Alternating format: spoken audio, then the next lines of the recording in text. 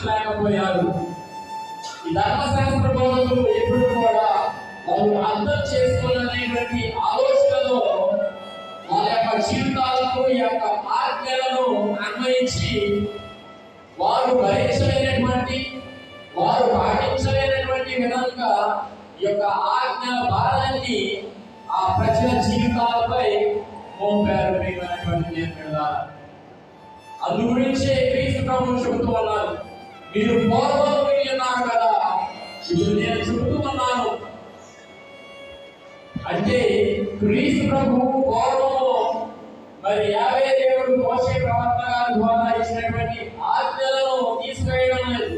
కాకపోతే అందులో ఉన్నటువంటి పరమార్థాన్ని వెలికి తీసి ప్రజలకు అర్థమయ్యే రీతిగా క్రీస్తు ప్రభువు బోధించడం జరుగుతుంది. మానవులకు బలహీనం కాబట్టి మనల్ని ప్రోత్సహించే వారితో, లేదంటే మనకు ఎప్పుడు సహాయం చేసే వారితోనే మన యొక్క బంధాలను ఏర్పరచుకుంటూ ఉంటాం.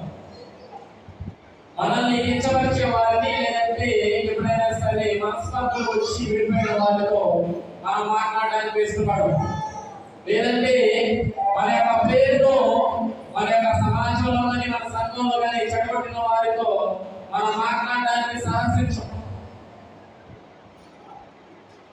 క్రీస్తు ప్రభుని శిష్యులుగా, క్రీస్తు ప్రభు యొక్క బిడ్డలుగా మనము వారి కోసం ప్రార్థన చేయాలి.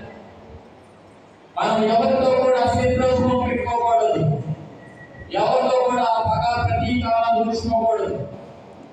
ఈ మానవుని జీవితము క్షణభంగురమైనటువంటిది.